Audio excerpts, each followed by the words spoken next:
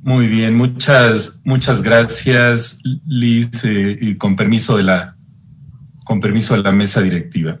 Déjame compartir. Ahí va. Muy bien. Entonces, el tema es los desafíos de la educación clínica en la clínica, que como se imaginarán son muchos, y con la pandemia son más todavía.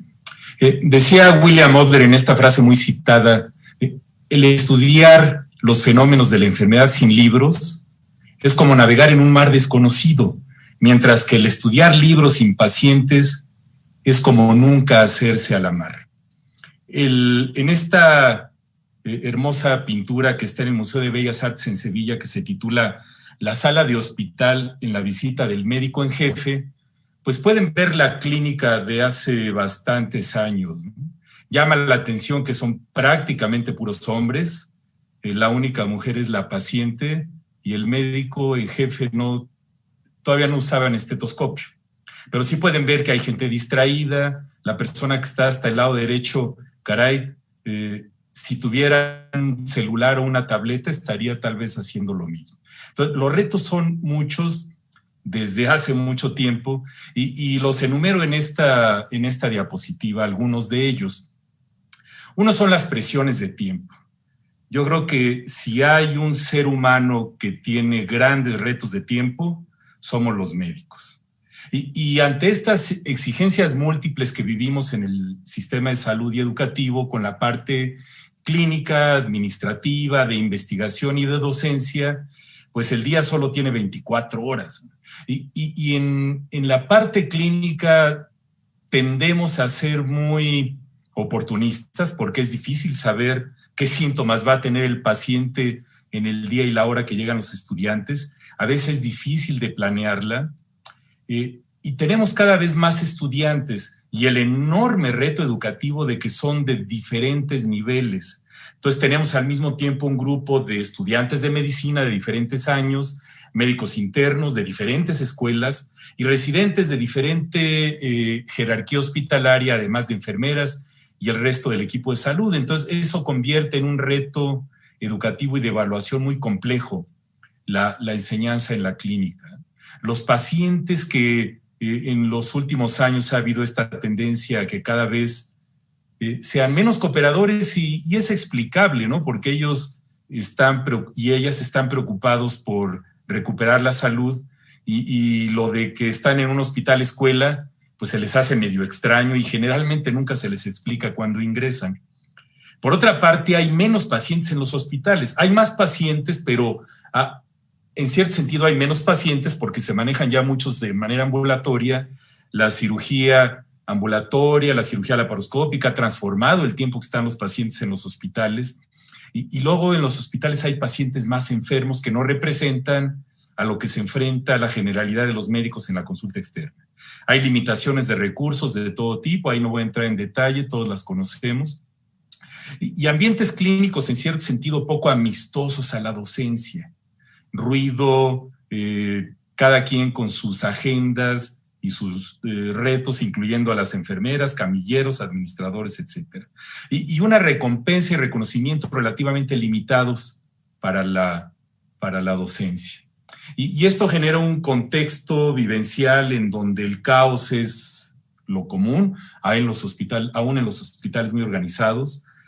Los conflictos del tiempo, los horarios, la programación de todo, y ahora más en la época del COVID, las personas con sus diferentes personalidades, rasgos, preferencias y prioridades del día a día. Una de ellas es esta tensión permanente entre la medicina privada y la medicina institucional, el contexto y los recursos. Y también con una relativa falta de objetivos y expectativas claras en la vida real, porque aunque en el currículo, en el plan de estudios, estén especificadas diferentes competencias u objetivos educativos, en la clínica, en el día a día, eso a veces no se hace claro de manera explícita. Y esta predominancia de la observación pasiva, sobre todo en los estudiantes de medicina y en los internos, en lugar de participación activa, una supervisión y realimentación relativamente inadecuadas, de esto existe muchísima evidencia publicada, poca oportunidad para reflexionar y discutir, en un ambiente psicológicamente seguro. Y todo esto que conocemos, que se ha reportado en todo el planeta, de humillación, acoso y discriminación en el proceso educativo, así como una falta de respeto por la privacidad y por la dignidad de los pacientes en ocasiones.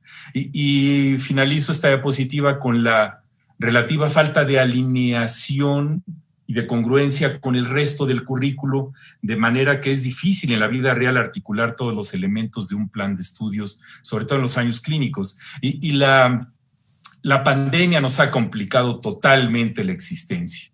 La práctica de la medicina y de todas las ciencias de la salud cambió profundamente, como podemos ver en la imagen, y ha entrado como uno de los salvavidas para esto la cuestión digital, a distancia, en línea.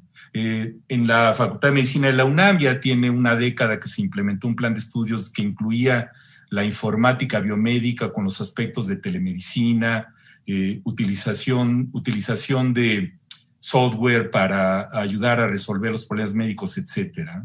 Y en ese año, en el siglo pasado, cuando se creó la especialidad de informática clínica en Estados Unidos, se redefinió la clínica. El Consejo de Acreditación de Educación Médica y Posgrado norteamericano aumentó la definición para incluir la atención virtual. Y esto lo estamos viendo ahorita con el auge de la telemedicina que ha generado la pandemia. Entonces, esto ha cambiado totalmente la interacción entre las personas que están en los ámbitos hospitalarios. La atención de los pacientes y la utilización de la tecnología se ha convertido en el día a día y ha aumentado esta brecha digital que ya existe en la sociedad y que se ha exacerbado en la pandemia, con los hospitales que tienen más recursos que otros.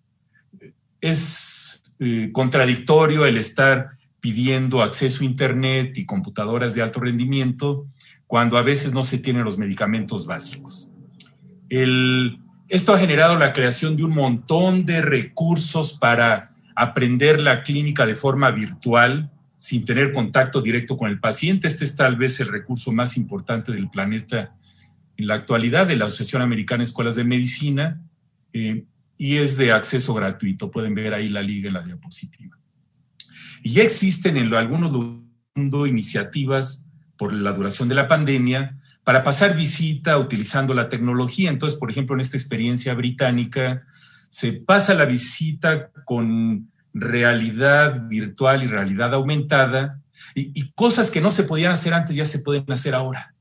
De tal manera que en este paciente hay 300 estudiantes al mismo tiempo viendo como si estuvieran en primera fila el paciente, el comentario del especialista y los estudios de laboratorio y gabinete, y esto está empezando a permear. Yo creo que tenemos que utilizar más los recursos digitales. Este es un curso que tenemos en Coursera que hicimos con el TEC de Monterrey y la Facultad de Medicina de la UNAM para evaluación del aprendizaje en escenarios clínicos. Es gratuito, lo pueden explorar, ahí está la liga. Y recientemente desarrollamos en la UNAM sobre el rol docente del médico residente. Y ahorita los cursos autogestivos como gratuitos, que se pueden llevar a su ritmo, son una bendición para el encierro y el confinamiento que vivimos prácticamente todas las personas. Y ya para terminar, quisiera enfatizar que no debemos de satanizar a la cuestión a distancia en línea. Existe bastante evidencia de que esto puede servir muchísimo, sobre todo para la adquisición del conocimiento.